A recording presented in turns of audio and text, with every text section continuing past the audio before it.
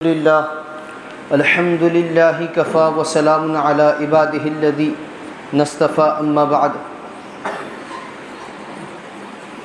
عن أبي ذر رضي الله تعالى عنه قال قال لي النبي صلى الله تعالى عليه وسلم لا تحقرن من المعروف شيئا ولو أن تلقى أخاك بوجه طلق. رواه مسلم أو كما قال عليه الصلاة والسلام. اللهم صل على سيدنا محمد وعلى آل سيدنا محمد بارك وسلم. اللهم صل على سيدنا محمد وعلى آل سيدنا محمد بارك وسلم. اللهم صل على سيدنا محمد وعلى آل سيدنا محمد بارك وسلم. معزز سامعین کرام، ملت اسلامیہ کے عزیز نوجوانوں، بزرگان ملت، ہم اور آپ گزشتہ 5 ہفتوں سے یہ 6واں ہفتہ چل رہا ہے، آسان نیکیوں کو سن رہے ہیں، سمجھ رہے ہیں کہ حضرت انسان کے معمولی توجہ پر، دھیان پر، کوشش پر، چھوٹے چھوٹے جملے زبان سے ادا کرنے پر، معمولی اعمال اپنے بدن سے ادا کرنے پر نیکیوں کا ایک ذخیرہ، نیکیوں کا ایک انبار نامہ اعمال میں اضافہ کیا جا سکتا ہے۔ گزشتہ ہفتے جو چیزیں بتائی گئی ان میں سے آخری چیز تھی تیمارداری، کہ ایک مسلمان بیمار ہو جائے تو اس کی تیمارداری کرنا، مزاج پرسی کرنا سنت ہے۔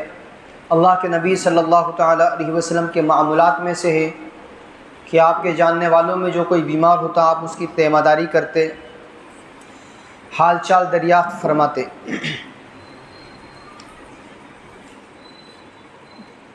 من جملہ ان چیزوں کا ایک چیز یہ تھی کہ ایسے وقت میں تیمارداری کرنی چاہیے کہ بیمار کے معمولات میں کوئی خلل نہ ہو، اور اس کے رشتہ داروں سے پہلے سے معلوم کر لینا چاہیے، پوچھ لینا چاہیے کہ عیادت کا کون سا وقت مناسب ہے، اس وقت جا کر کرنا چاہیے۔ ایک چیز ہے کہ جب کسی مسلمان کے موت کی، اس کے دنیا سے چلے جانے کی، کسی مسلمان کے مر جانے پر اس کی نماز جنازہ پڑھنے اور جنازے کے ساتھ قبرستان جا کر تدفین میں شرکت کرنے کی بھی احادیث میں بہت ساری فضیلتیں وارد ہوئی ہیں، بلکہ اس کو حضرت صلی اللہ تعالیٰ علیہ وسلم نے مسلمان کا حق قرار دیا ہے کہ اس کے مرنے کے بعد نماز جنازے میں شرکت کی جائے، جنازے کے ساتھ قبرستان پہنچایا جائے۔ یہ حق ہے ایک مسلمان کا دوسرے مسلمان کا۔ اگرچہ نماز جنازے میں شرکت اور جنازے کے ساتھ قبرستان جانا فرض کفایہ ہے، یعنی اگر کچھ لوگ شریک ہو گئے تو تمام مسلمانوں کی طرف سے یہ فرض ادا ہو جائے گا، اور باقی جو لوگ جنازے میں شریک نہیں ہو سکے وہ گنہگار نہیں ہوں گے، لیکن شرکت کرنے پر بہت زیادہ ثواب ہے۔ چنانچہ سیدنا ابو ہریرہ رضی اللہ تعالیٰ عنہ راوی ہیں، روایت فرماتے ہیں کہ حضرت صلی اللہ تعالیٰ علیہ وسلم نے ارشاد فرمایا، جو شخص کسی جنازے میں نماز پڑھے اس کو 1 قیرات ملے گا، اور جو اس کے پیچھے جائے یہاں تک کہ اس کی تدفین مکمل ہو جائے اس کو 2 قیرات ملیں گے، جن میں سے 1 احد پہاڑ کے برابر ہوگا۔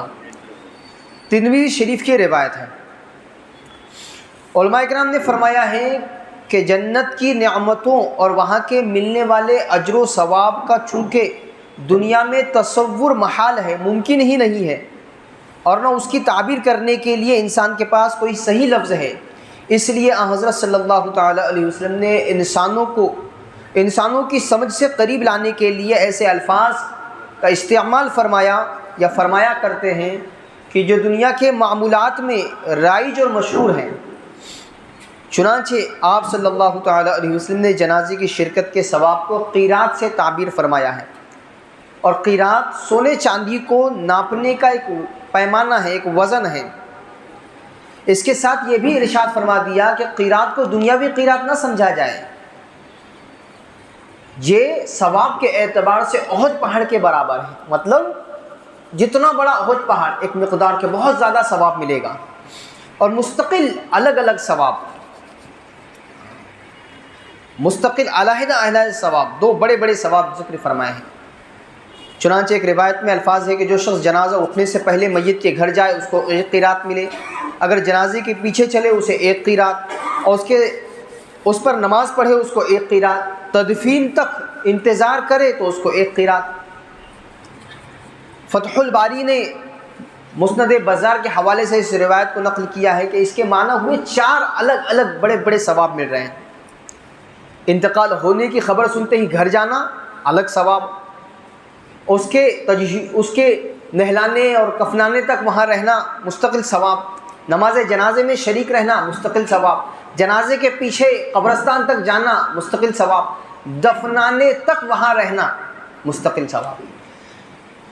یعنی آپ اپنے ثواب میں بہت اضافے کر سکتے ہیں اس ایک چیز ہونے پر کہ کسی کا انتقال ہو جائے، آپ کو جو اپنے وقت کے اعتبار سے جو آپ کر سکتے ہیں وہ آپ کرو، آپ کو ثواب ملے گا۔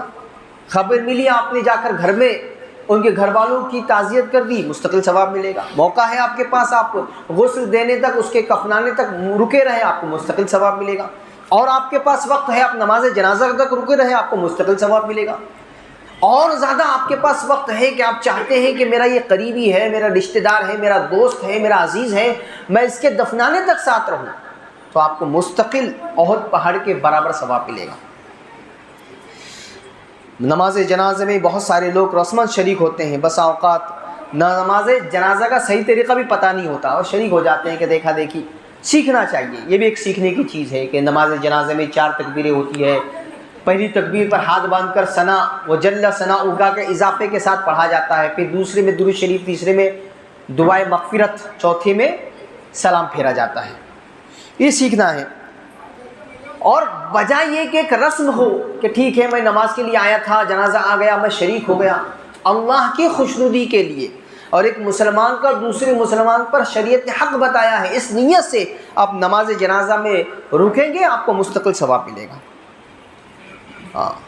حضرت مجاہد رحمۃ اللہ علیہ فرماتے ہیں کہ جنازے میں تدفین تک شرکت کرنا نفل نماز پڑھنے سے افضل ہے۔ فتح الباری نے مسند عبدالرزاق کے حوالے سے اس روایت کو نقل کیا ہے۔ اب یہ تو ہو گیا جنازہ، کسی کے انتقال کی خبر ملی، آپ سے بن پڑا، آپ نے وقت دیا۔ اب ہے تعزیت اور مصیبت زدہ کی تسلی، کسی کے انتقال کی خبر پر اس کے گھر والوں سے تعزیت کرنا اور قول و فعل سے ان کو تسلی کا سامان کرنا بہت بڑا ثواب ہے۔ حضرت عبداللہ بن مسعود رضی اللہ تعالیٰ عنہ روایت کرتے ہیں کہ حضرت صلی اللہ تعالیٰ علیہ وسلم نے ارشاد فرمایا، من عزا مصابا فلہ مثل اجرہ، جو شخص کسی مصیبت زدہ کی تسلی کرے، اسے تسلی کا کوئی سامان کرے، اس کو اتنا ہی ثواب ملتا ہے جتنا اس مصیبت زدہ کو ملتا ہے۔ جامع ترمذی کی روایت ہے۔ اب تعزیت کے معنی ہم کیا سمجھتے ہیں؟ اظہار غم، کسی کے غم کو جا کر تازہ کرنے کو ہم تعزیت سمجھتے ہیں کہ آپ کے وہ جو مرحوم تھے، جو چلے گئے، بہت اچھے آدمی تھے، وہ ایسے تھے، وہ ویسے تھے، اور وہ یاد دلا کر، اس کی خوبیاں بتا کر، اس کو یاد دلا کر اس کے غم کو اور زیادہ تازہ کیا جاتا ہے، اس کے صدمے کو اور بڑھایا جاتا ہے۔ فرمایا اس کو تعزیت نہیں کہتے ہیں، بلکہ تسلی دینا،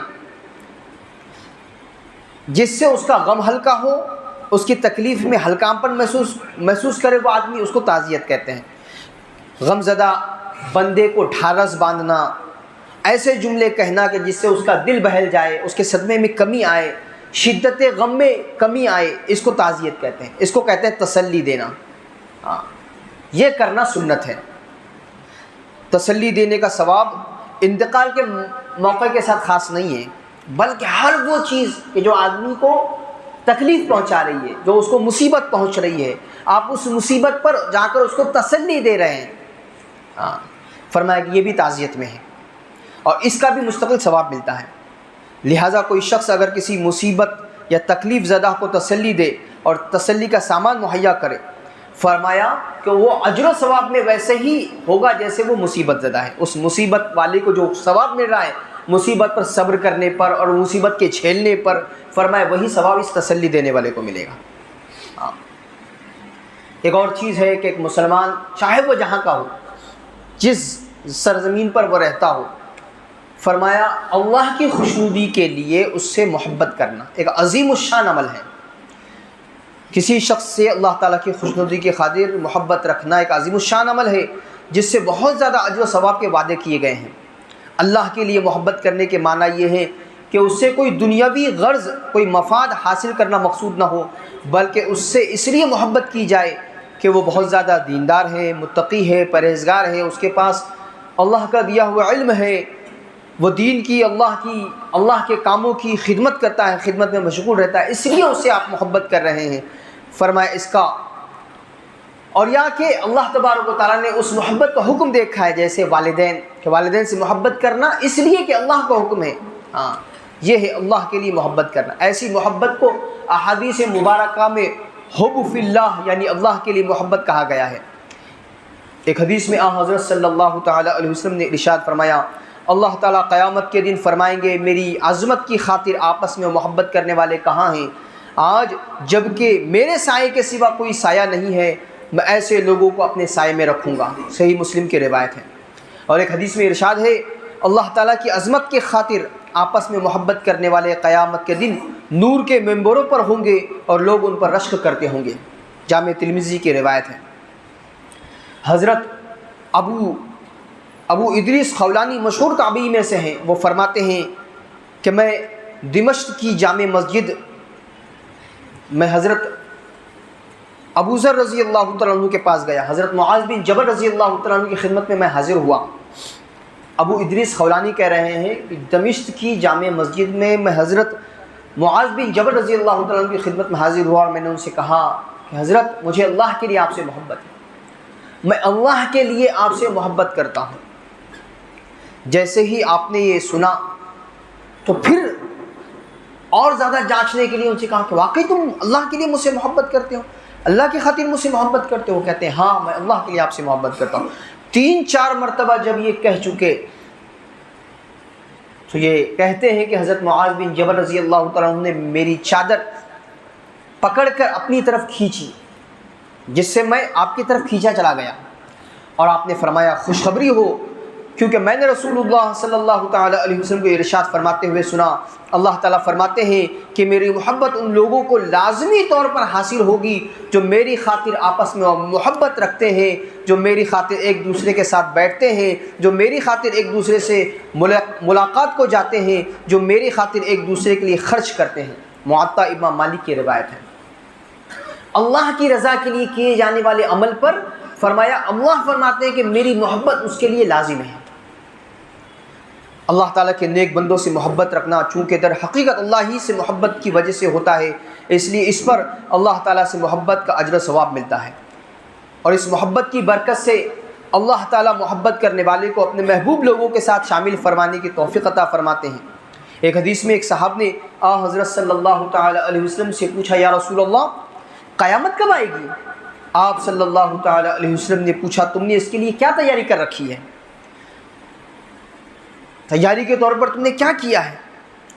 انہوں نے عرض کیا کہ تیاری تو کچھ نہیں ہے، البتہ اللہ اور اس کے رسول سے محبت کرتا ہوں۔ آپ صلی اللہ تعالیٰ علیہ وسلم نے فرمایا تم جس سے محبت کرتے ہو اس کے ساتھ ہوگے، تم جس سے محبت کرتے ہو قیامت میں تم اس کے ساتھ ہوگے۔ حضرت انس رضی اللہ تعالیٰ عنہ جو اس روایت کے راوی ہیں فرماتے ہیں ہمیں حضرت صلی اللہ تعالیٰ علیہ وسلم کے اس ارشاد سے اتنی خوشی ہوئی کہ ہمیں اس چیز کے علاوہ کسی اور چیز سے اتنی خوشی نہیں ہوئی۔ کیوں؟ کیونکہ یہ جو جملے تھے کہ جن سے تم کو محبت ہے تم ان کے ساتھ ہی رہو گے قیامت کے دن۔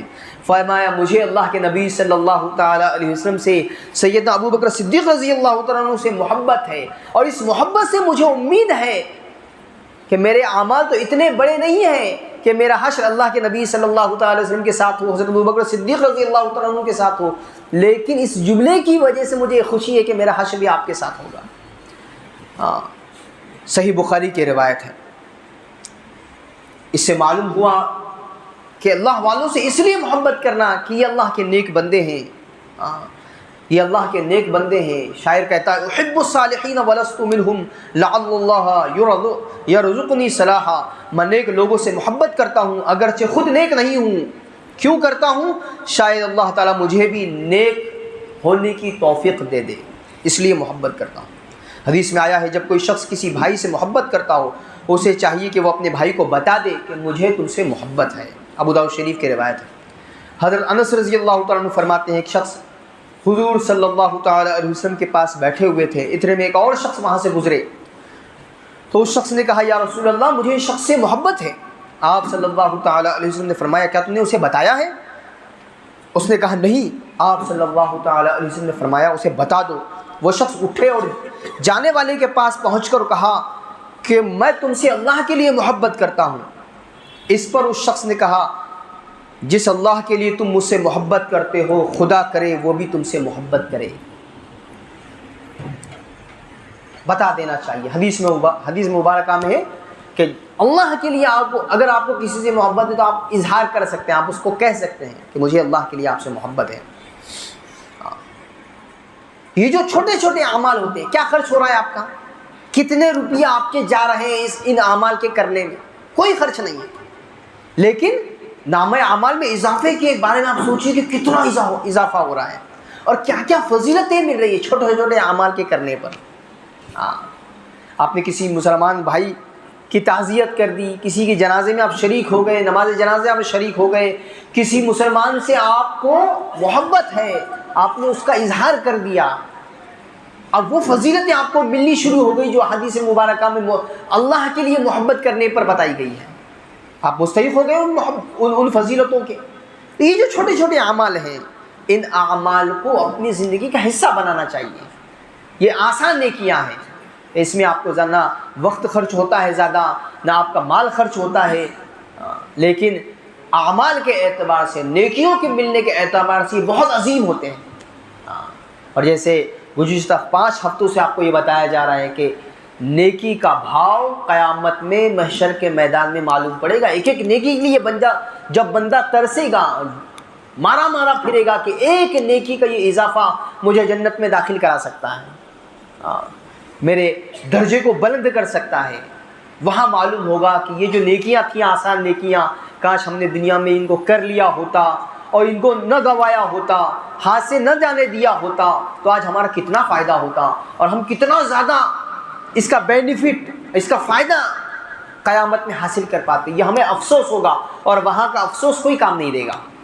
اس لیے دنیاوی زندگی جو اللہ نے ہم کو دی ہے اس کو غنیمت سمجھنا چاہیے، اور نیک اعمال کے جو آسان مواقع ہیں اس کو غنیمت سمجھنا چاہیے اور اپنی زندگی کو ان چھوٹے چھوٹے آسان اعمال سے مزین کرنے کی کوشش کرنی چاہیے۔ اللہ تبارک و تعالیٰ مجھے بھی، آپ کو بھی، ساری امت اسلامیہ کو اپنی ساری زندگی ان آسان نیکیوں کے ساتھ گزارنے کی توفیق عطا فرمائے اور اپنے ہاتھ سے ان آسان نیکیوں کو نہ جانے دینے کی اللہ توفیق عطا فرمائے۔ وآخر دعوانا ان الحمد للہ رب العالمین والصلاة والسلام علی سید الانبیاء والمرسلین صلی اللہ تعالی علیہ وسلم۔